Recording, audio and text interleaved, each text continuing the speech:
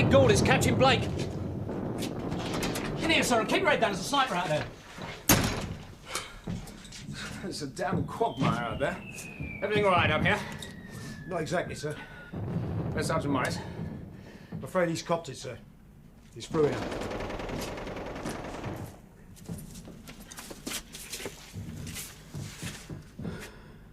Somebody got him at damn close range. Yes, I found him up on the ridge, sir. Looks as though the sniper only won by a short head. What was he doing up there? Up there looking for Private McPherson, sir. He was up there trying to get the sniper. Where's his watch? On the table outside with the rest of his effects. And we better bury him while it's still dark, sir. No, not yet.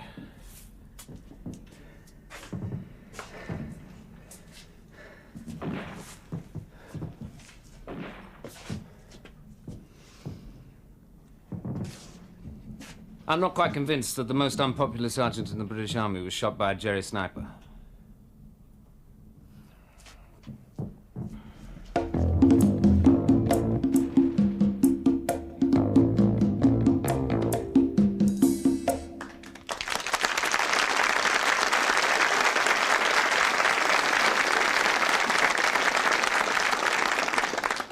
Good evening, and welcome to Whodunnit on the Western Front, where all is not quiet. Now, you've just seen what seems to be a most convenient casualty in World War II. Now, just how convenient and whodunit is up to you to find out. Now, also helping you to solve the mystery are this week's guests. First, the likely lad himself, Rodney Bewes. Good evening. Rodney, tell me, were you ever in the services? I was in the RAF. I wasn't in the army. I was in the RAF because I liked the colour. I thought blue was nicer than khaki. Very reasonable, yes. And now one of our most talented and beautiful actresses, Miss Billy Whitelaw.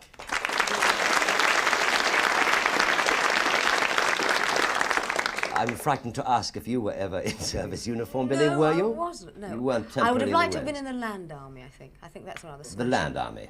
Suzette Tarry's brigade. Yes, I know exactly what you mean. Yes, that dates me. Now, although this is a military case, this week we've called in the Special Branch Inspector himself, George Sewell.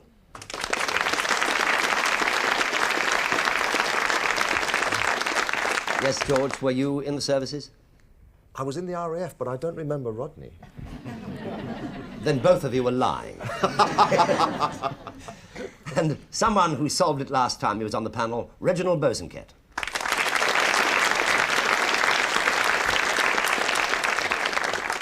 And you, sir? The answer is yes, sir, I was. I was in the Green Jackets doing my national service in Germany. And if I've seen right on that brief flash, I think your chaps are wearing King's Royal Rifle Corps flashes on their epaulette. Are they really? I think so. That Green and augurs black. well for the results of Whodunnit. Thank you. Well, that's our panel. We've also selected 4 people from our studio audience to try and solve Whodunnit, so welcome to you. Now, don't forget that when you see the suspects, when you see their stories in flashback, one or more of them could be lying, so don't believe everything that you see or hear. Right, let's go back to somewhere in France in 1940, where Captain Blake is suspicious about the death of Sergeant Morris. Is this all? Yes, sir. Right, I'll start with you, Young. You 2 others can go into the kitchen and get a brew up going. Sir? A milk and sugar, sir? Oh, if we run to such luxuries, yes. Let's have some more light in here, shall we? Sir?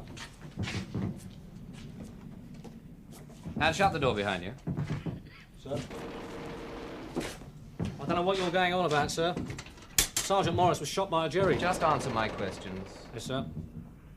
Now, Sergeant Morris was supposed to phone me at 2200 with a situation report. That's why I'm here. He never came through. Well, he tried, sir. He'd just come back from doing a recce. Bad news, lads. Our lovable Sarge is back. They put that fag out, Dusty. Close those shutters and let's get some light in here. I suppose you realise that if I'd been in the German army, you'd have all been dead by now. You're supposed to challenge, young. You'll be on a charge for that. Well, I could see it was you, Sarge. Don't answer back! I'll make sure you never get a stripe. Hello, who's been smoking? Smoky, Sarge?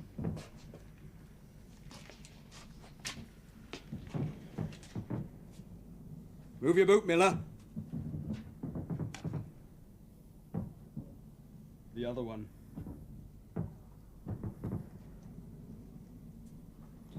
I've warned you about smoking with the shutters open. Give me your fags. Oh, come on, Sarge, I've only got a couple left. Give me your fags, Miller.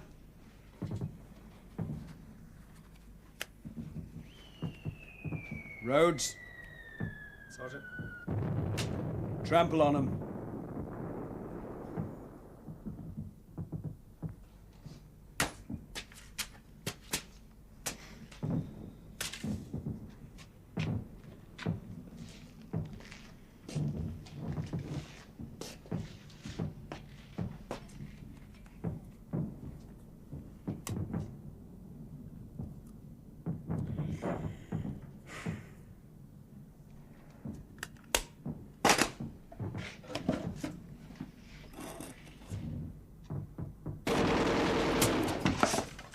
Well, don't ponce about, young. Get outside and guard the place. Well, can I do it from the window, Sarge? There's a Jerry sniper out here. Get outside that door! Suppose yes, all over again.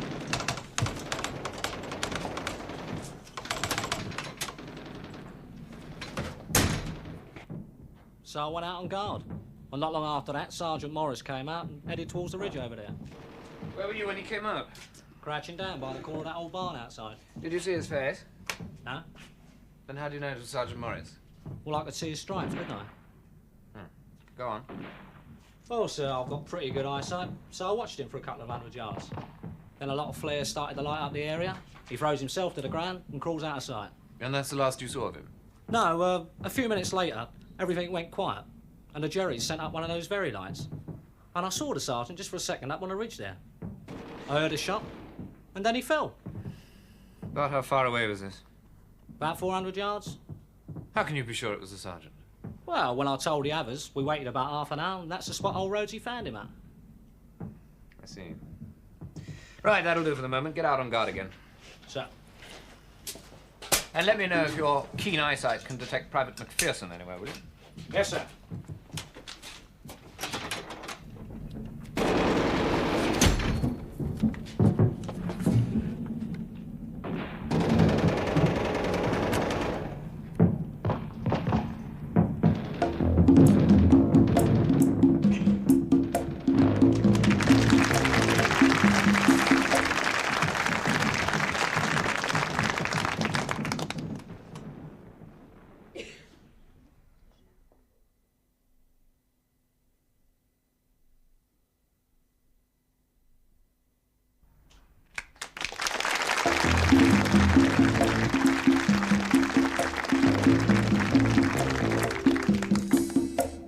Welcome back to Whodunnit and our panel of experts who are trying to find out who arranged the sergeant's farewell, or should I say his indefinite leave.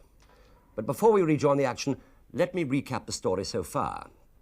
The hated Sergeant Morris has been killed. Captain Blake suspects foul play and has already questioned Private Young. Private Young says that Sergeant Morris had come in from patrol and couldn't get the phone to work.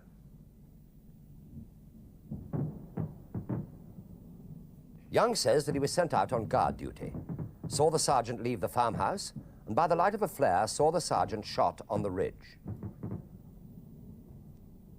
The other people seen so far are Private Rhodes and Private Dusty Miller, who's about to be questioned. How are you getting on with that tea, Miller? Oh, sir, coming, sir. Oh, thanks. Sir? Now, let's hear your version, shall we? Sorry, sir. The sergeant came back from patrol. Take it from there. Oh, yeah, well, it was his usual foul temper. Then the phone wouldn't work. He sent Young out on guard. Well, don't ponce about, young. Get outside and guard the place. Well, couldn't I do it from the window, Sarge? There's a Jerry sniper out there. Get outside that door!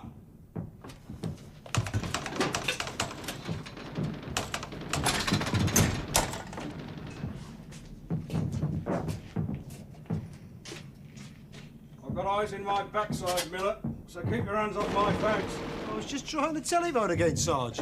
Anyway, you know how he smokes cigars? Yeah, I've heard that one before. Oh, God.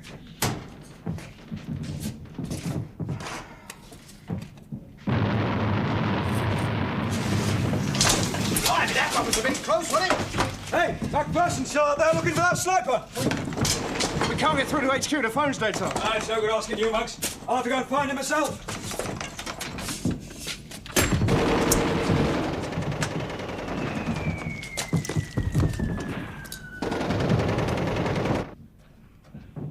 Well, then Young came in and said he'd thought he'd seen a sergeant shot on the ridge.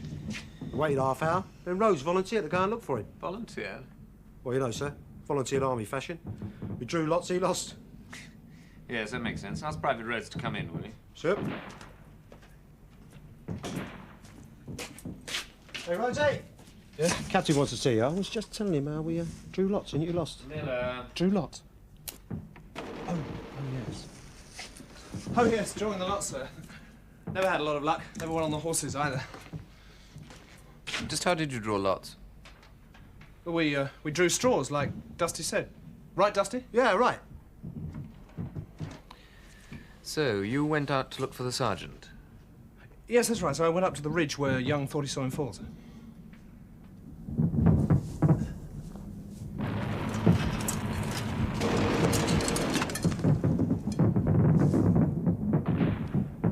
McPherson!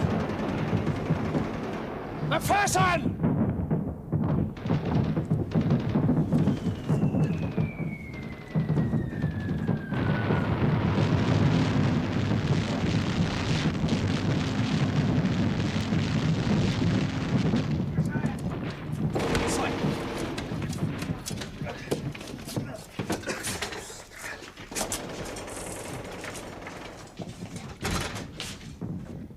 Get some light in here, quick.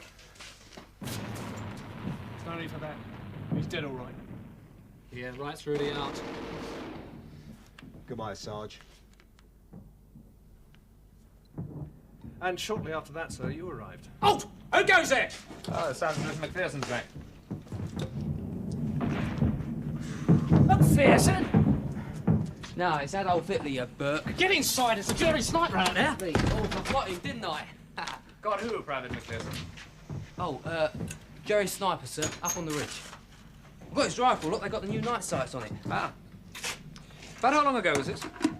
Oh, about, half hour, maybe more. Why, sir? Because apparently he got Sergeant Morris.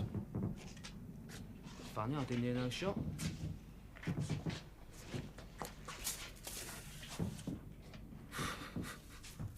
Well, if I'd known that, I wouldn't have bothered to shoot the Jerry, would I?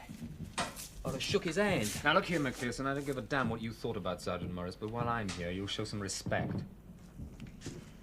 Yes, sir. Well, I think I found out all I need to know. By the way, McPherson, where'd you get hold of that cigarette? Oh, off the Jerry, sir. But the funny thing is, look, it's an English brand. Well, yeah, he must have shot one of our blokes and then nicked his cigarettes. Yes, I have no doubt he did. Hey, that's funny. That's the same brand as the sergeant smoked. Well, obviously, it's the sniper that shot the sergeant. Yeah, right. But this hasn't been fired recently. Although I have no doubt that one of yours has.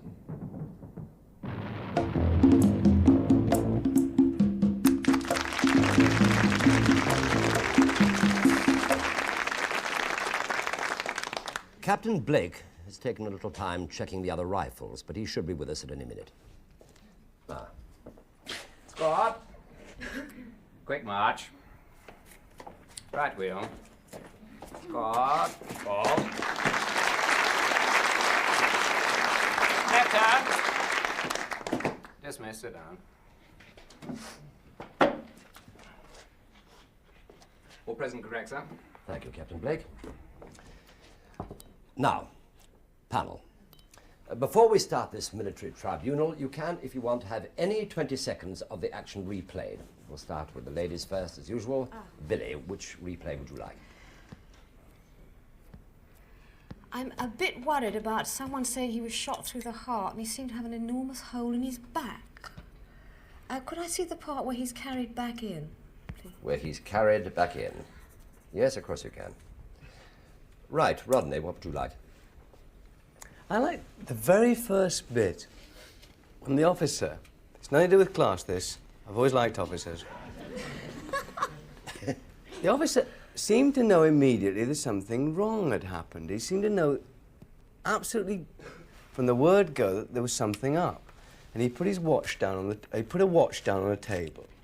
And from that moment inwards, we knew that some dirty deeds had happened.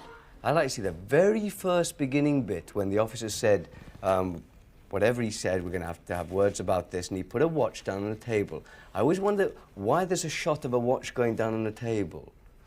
You know, if you see Audie Murphy with the machine gun killing the Hun, you know, you go in on Audie Murphy and you see his hands and his wristwatch and you know something's happened. I saw that officer put that watch down. I want to know why. So the bit I'd like would be the very first moment when he put that watch down. And so you shall. Right, George. The bit where Miller was supposed to be going for the cigarettes, but I'm not sure if he wasn't touching the telephone. Where Miller was going for the cigarettes. And the sergeant said, I've got eyes in somewhere. Wherever it was. Don't be shy, George, please. Well, wherever it was, sergeants always proclaim that they have eyes in. Well, what? The back of his head. It was well out. Euphemism. Yes. Right. Reginald Bosanquet. Well, Rodney, he's preempted the bit I wanted to see again, because I noticed the watch, too. Well, I wondered about it. Well, I'd like... no, that's fine, Rodney. You can see that as well. What would you like for yourself? I'll see that as well. I'd like the bit at the end about the cigarettes. The bit at the end? At the very end, when they're discussing the... Just before the officer says the rifle hasn't been fired and so on, there's a discussion about where the chap got a cigarette. And remember, it was a British cigarette. Yes, indeed. Can I also ask another question? Are all 5 equally deemed to be culpable, or is the officer ruled out? We'll come to that later. Thank you, sir. Right. I think that's a leading question, isn't it? Yes, well, he can lead it later on. Yes. No, I think, right, well, now, while we're finding... You're on. I think that's a leading question. You're on. Order, please, order. While we're finding these replays, we'll start with some questions. Right, Rodney Bewes, a question from you, please. What I'd like to know is, if I could talk to Captain Blake, I wanted to know why, in the first place, he thought something was wrong. Why, in the first place, he thought foul play had taken place. This is in a theatre of war, right? There's a lot of people being killed all the time. This guy's been killed, this sergeant's been killed. Now, why should it not have been the Jerrys? Why should it be a question of the baddies haven't done it, one of the goodies did it? When did it strike you for the first time that foul play had taken place? I managed to ascertain that fairly early on. I can't tell you exactly where, because I think I really ought to stay until we have further investigation. But I think that's very important. I think it's absolutely vital myself. I mean, I was court-martialed twice. Yeah. When I was in the RA, I was. Yeah. 2765108, SAT Bewes, you never forget it. What for? But when you thought, well, the first one was disobeying a direct order, and the second one was for being scruffy, which my mother's never forgiven me for. And well, thanks. But and you can't answer that. You can't answer why you thought somebody in a theatre of war, and there's a lot of death. Well, I quite agree. I mean, it is something that. Why do you think it was one of your own chaps? Well, there is going to be a further investigation into this whole business, and I really think I ought to keep it until that point. Excuse me interrupting you, Captain. Yes. Actually, the Captain Blake did say, did he not? I may be wrong about this, but I think that he said that it was at very close range. Uh-huh. Mm-hmm. Well, over the trenches, and the whistle blows, and you go over the top. You know, it's all at close range. We're talking about snipers and things like that. Snipers, close range? Well, perhaps so. Excuse me interrupting you. We're ready for the first replay. And the first replay is yours, Rodney. You'd like to see where the officer looks at the sergeant's effects. And we better bury him while it's still dark, sir? No, not yet.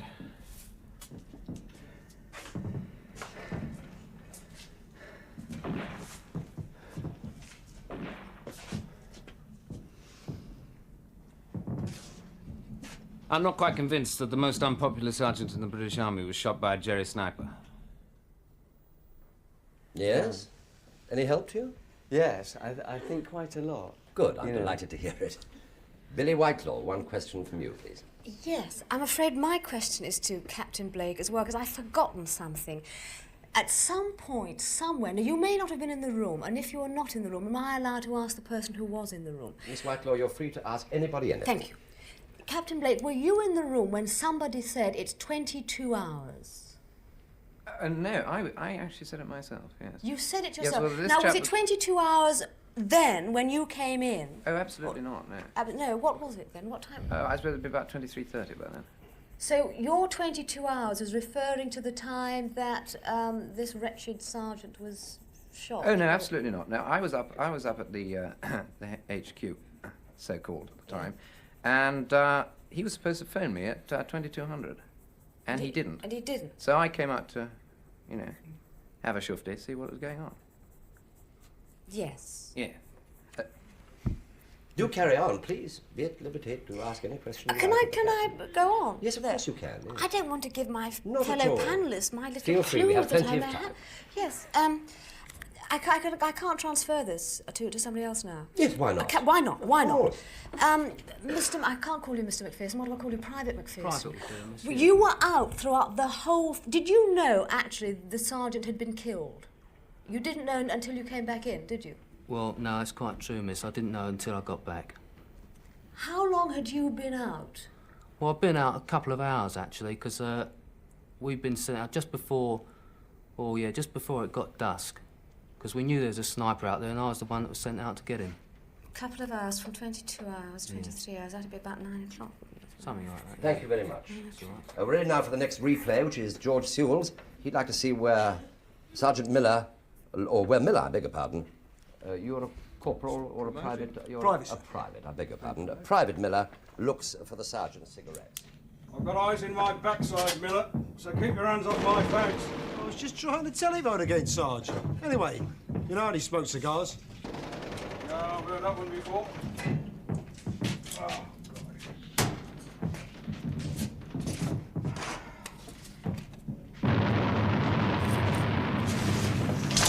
Blimey, that one was a bit close, wasn't it?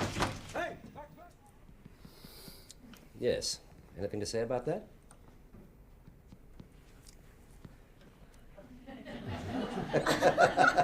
Where do you get cigars in the middle of a battle? Not you, son. Not Sorry. you. Right, a question from you now, please. I just did want to know, you seem to know before you'd actually pulled the bolt back that the sniper's rifle hadn't been fired recently. How did you know that? Well, when I was going over to the door, I had a quick sniff at it, you know. No cordite, nothing.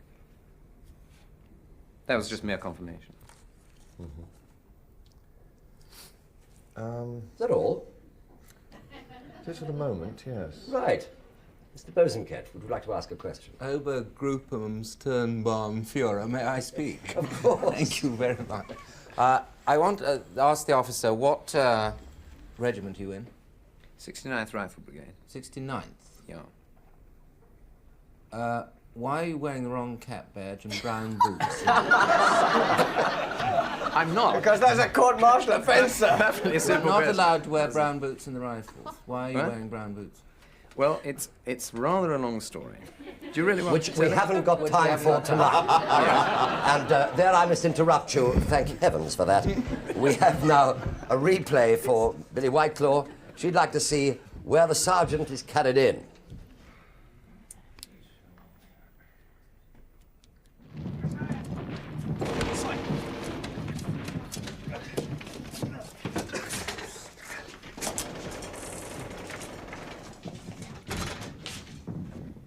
Get some light in here, quick. No need for that. He's dead all right. Yeah, right through the heart. Goodbye, Sarge. Yes, Miss Whitelaw. I still couldn't see who carried you. Can I ask a general question? Which one of you carried him in? I can't. It was me. It was you. Yeah. Yes, it was. You gentlemen have seen a lot of battle. If someone is shot in the heart, do they come out in a great big hole in their back? Oh, yes. Always? Yes, they do, yes. Yes, the exit hole of the bullet is enormous. The So entrance if I hole was is shot small. in the front, I'd come out in a great big hole in the back. I'd come out in a great big hole in the front. I wouldn't like to see that. I wouldn't like to see that. Yes. Yes. Have you anything further you would like to ask?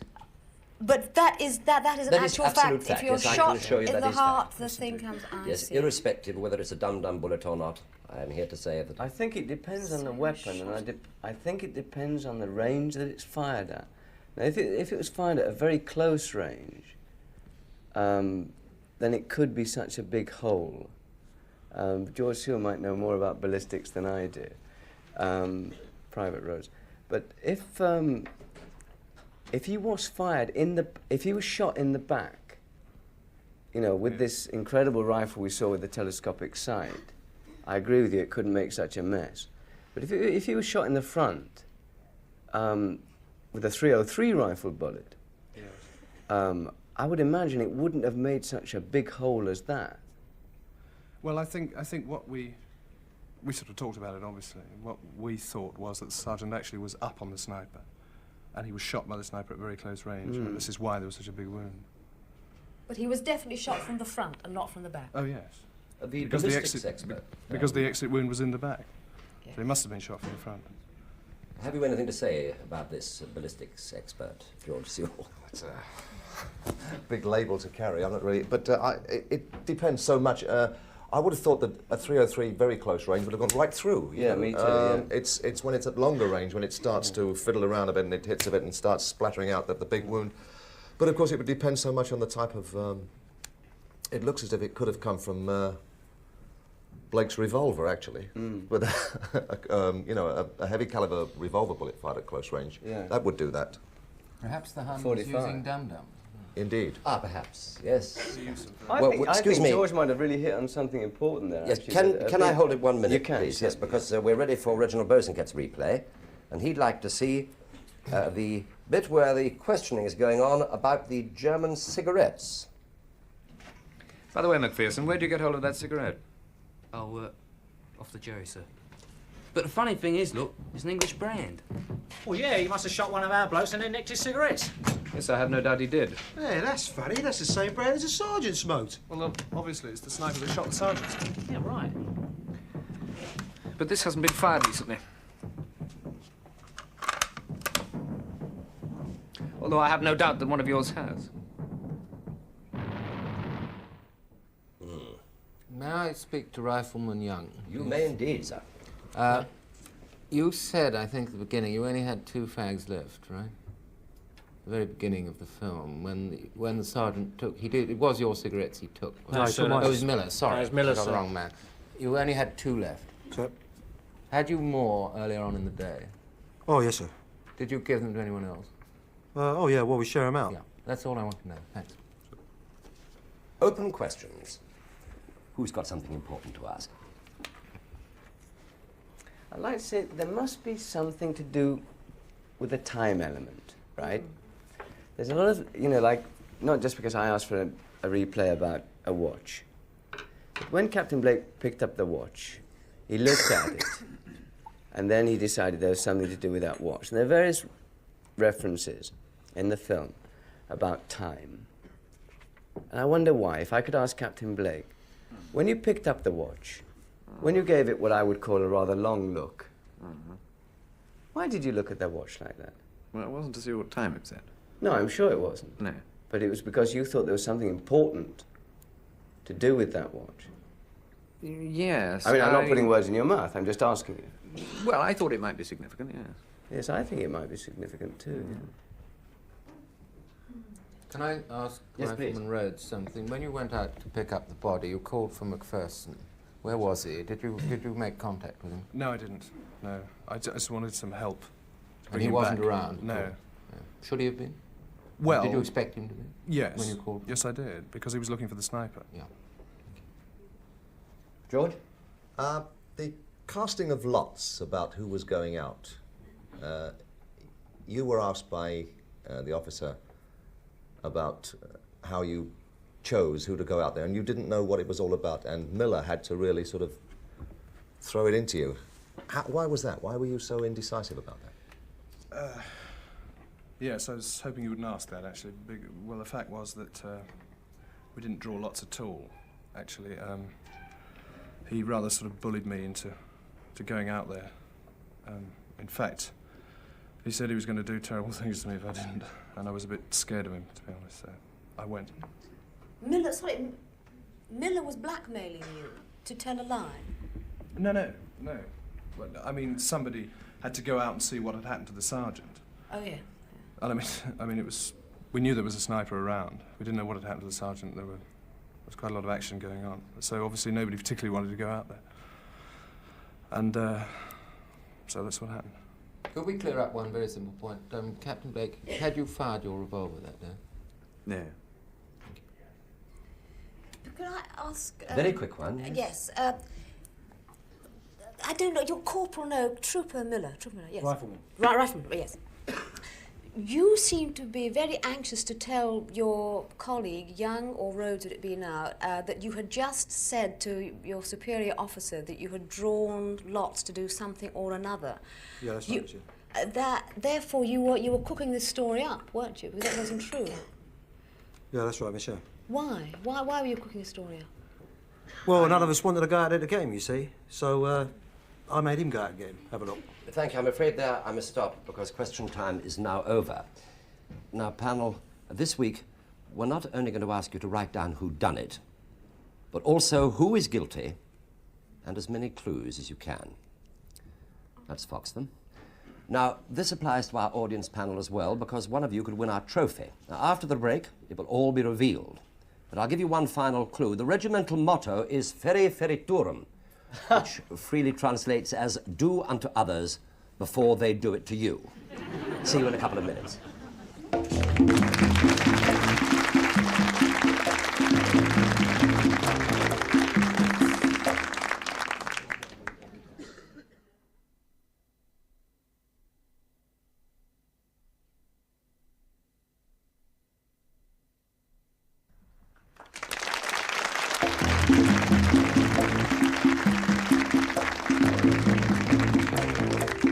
Welcome back. Now, I have copies of all the cards from the experts, so they can't change their minds. But first, we have a winner from our audience panel. In fact, we don't have one winner, we have two winners. Oh, very good. Mr. C. Wise from 592 Bath Road, Taplow, Maidenhead, and Mrs. W. Shackleton from 155 Upton Court Road, Slough. Congratulations.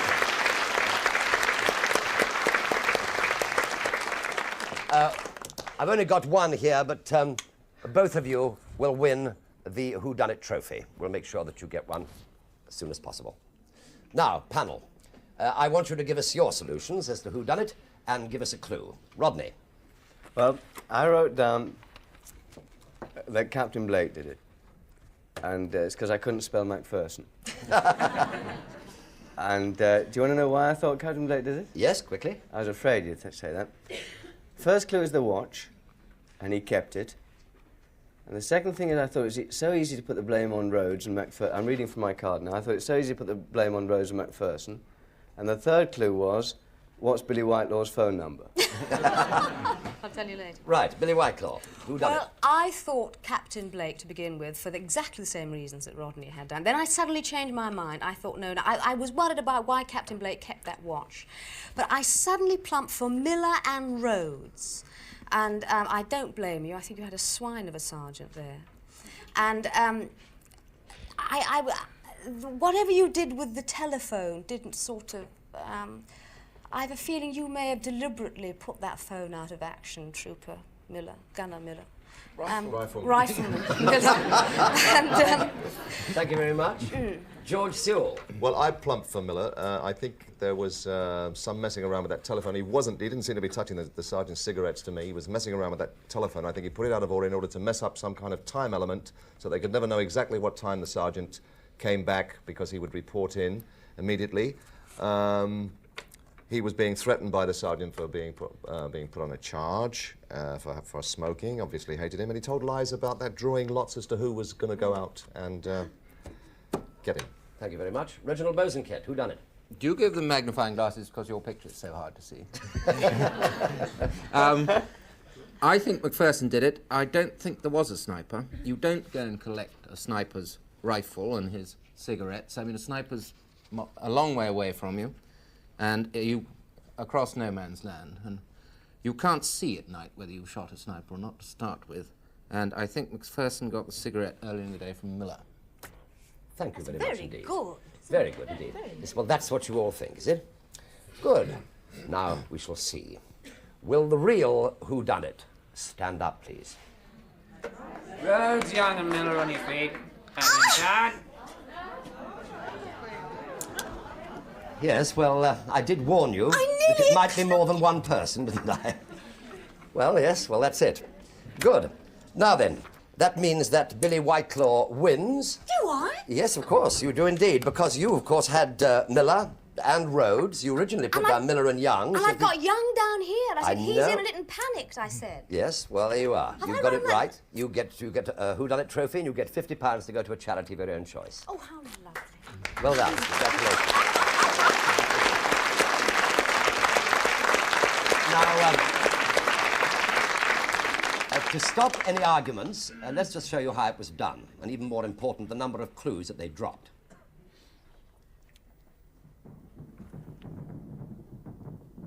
Sergeant Morris was shot in the room, and not out on the ridge, because he had clean hands when he was killed. His cigarette case was unmarked, so it could not have been in his pocket when he was shot. Now, all the privates, except McPherson, were in on the killing, and therefore lied. Now, in Young's flashback, the sergeant lit his cigarette with his right hand, but in Miller's, the sergeant used his left. Now, Miller was quick to invent the story of drawing straws, which Rhodes went along with. Young also lied when he said that he heard a shot and then saw the sergeant fall. At a quarter of a mile distance, he would have seen him fall first and then heard the shot. Now, let's see how it was done. Lion! Get back outside! I'm not getting back outside here, mate. Yeah, must be up your rocker! Right! You can all get up there and stay on guard. Not bloody likely. Oh. Like that, is it? Oh. Disobeying me, are you? Yeah, goodbye, Sarge. There was no actual clue as to who pulled the trigger, as all the rifles had been cleaned. So the captain deduced that they'd murdered the sergeant in collusion. It's a tricky one, wasn't it? Well, if you didn't get it right, you'll have another chance next week. Do you think a naked lady is worth £100,000? And would you risk prison for one? Well, somebody does next week. So until then, thank you, panel. Thank you. Thank you, cast. And good night. See you next week.